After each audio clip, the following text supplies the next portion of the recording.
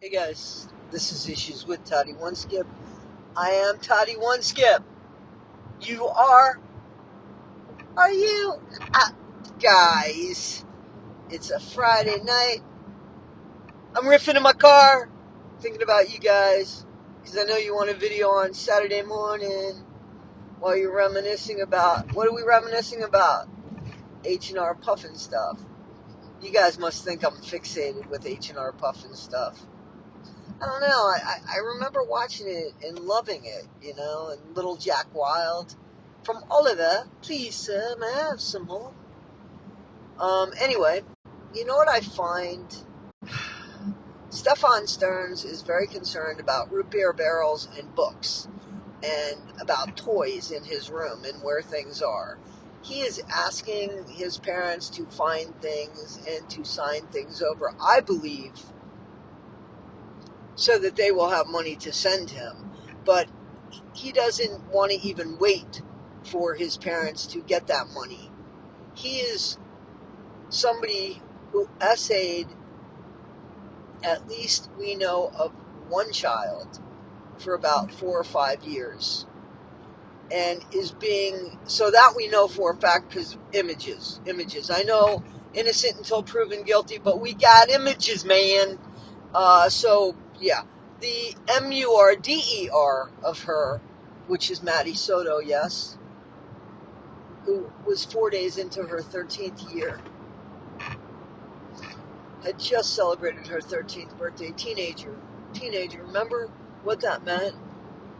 Remember that from 12 to 13, that magical number 13, teenager, more responsible.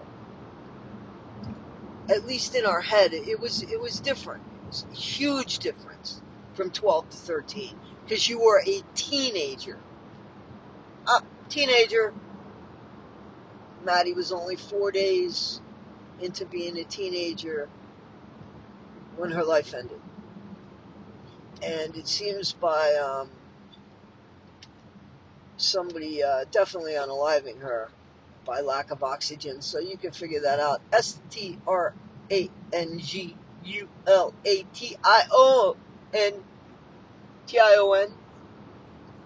And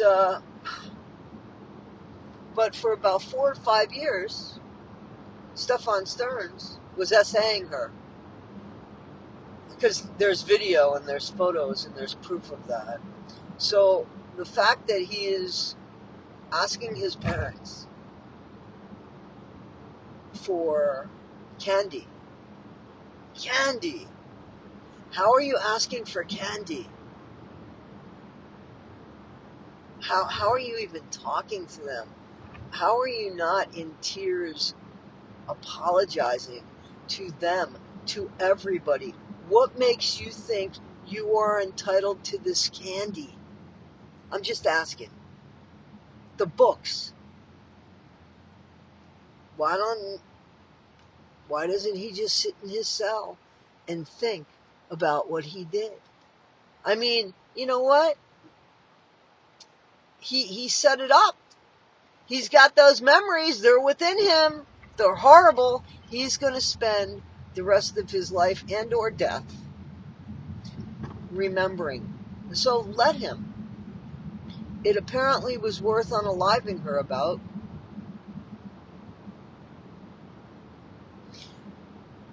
I just don't get that. And again, I don't know how to say this any better. That man is going to survive in prison or jail with no money and or money. That's not going to matter to him. All the difference is that he's going to get some wants. WANTS. Because anything he actually needs will be provided to him. So why in the world? There is a library. Somebody said, isn't there libraries? Yes, even the jails have libraries. They get donations of books. Yes. And I mean, they get checked out and everything. And then, yes, absolutely. They order certain books. I mean, all the books he wants, I mean, they're classics. Some of them are real classics. So, yeah, they might be a little hard to get. He might not be the priority in getting them. So what? Why should he live in a Stephen King novel in his head? Why should that be what's in his head, what he sees? Why should he live in that fantasy world of being in a book? Because, you know, I found great joy getting lost in a good book and actually hoping that the book didn't end. So why should he get that? Let him get it through roulette of the library books. I understand that parents love their children. I do. But this is like, in my opinion, rewarding worse than bad behavior. This is rewarding atrocious, unforgivable behavior.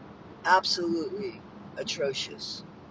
And you know, his parents should be appalled, but you know, her parents, her dad, he just waited too long. And I don't mean that casually, because you don't wait for a child to become a certain age to build a relationship with them. You get to know them from the beginning to the end of whose ever life it is. You get to know them. You make sacrifices. He was waiting his turn. That's what Maddie's dad says, because he lived in a different state. He could have gone once a year. He could have had more of communication, but he was waiting his turn. Well, Maddie's mom, yeah. Well, the man, Stefan Stearns, the guy that we're talking about, the root beer barrel man, cowardly POS, him, that was her mom's boyfriend, yes? So get this. Her mom was on medication that made her, you know, not want sex.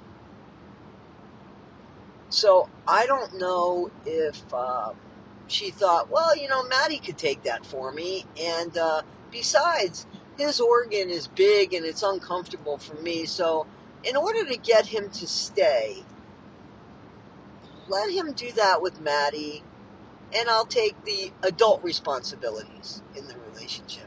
You know, like sending them off to bed together upstairs in a separate room. Because, see, that's what Jen Soto, Maddie Soto's mom, did.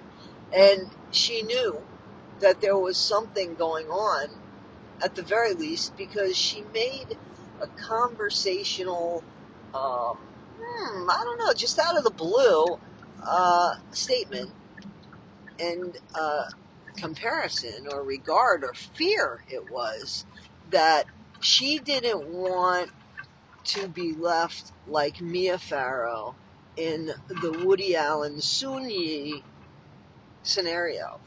In other words, she didn't want to be left while her husband or boyfriend took off with her daughter. Now, why would she think of that? What in the world would make her think of that? Why would that come out of her mouth? Could it have been because she knew that her 30-something-year-old boyfriend was having SA with her daughter of just 8, 9, 10, 11, 12, and only 4 days into her 13th year? How are you a mom and you share a home with your kid and you don't know that? How is that not neglect? How is it not putting your child in harm's way? I, for the love of God, can't figure out why. Why in the world Jen Soto is breathing free air like you and me. Are we going to hire her in the police force? Because the police can't what? The DA can't what? Are we going to hire her for the district attorney? What are we going to do here? The state, what are we hiring her? Because the state can't get enough evidence that what? I understand that they want to get this guy on the unaliving charges. But get them both and let them both do life in prison. They're not going to make it anyway. You know what I'm saying? Stefan's not going to make it anyway with that paperwork, even if he wasn't in there for MURDER. S.A.ing a child. You know, I think that the outcome's going to be the same. You're never going to see the old Sparky anyway. I don't think so. I think an inmate or two will have their way with you. If not a deputy, you know, a CO, maybe. Maybe so. Guys, I don't understand how or why we needed Jen Soto to help with this case. I don't understand why she got immunity. I shake my head and wonder what it takes for somebody to do their job, or somebody's to do their job, because they had enough, in my opinion, to get a guilty verdict on the SA. He wasn't going anywhere. He just would have died in prison. So why didn't you get the mom on the endangerment, child endangerment, and whatever else? I mean, maybe she just offered up her kid. You know, she just offered up her kid so that she could keep her relationship, you know? So that would be like bartering your child. There's got to be something, a law against that. Wouldn't you think? I would think. I mean, come on. Guys, tell me what you think. We're going to be following this trial when it comes about. I can't spend the days in court and even watching it on TV, unfortunately, because I work and I'm covering a few different things. But, yeah. So, guys, this is just a very, very sad case. Just such a sad case that this is the life that little girl, and neither one of the parents wanted to step away and put their kid first. Neither one thought that this kid was worth it, because according to the people that knew Maddie, she was worth it. She was worth it. This is Issues with Toddy One Skip. Guys, be better today than you were yesterday, not half as good as you'll be tomorrow. Thanks, guys. I appreciate you. Like, subscribe, and share, please. Thanks.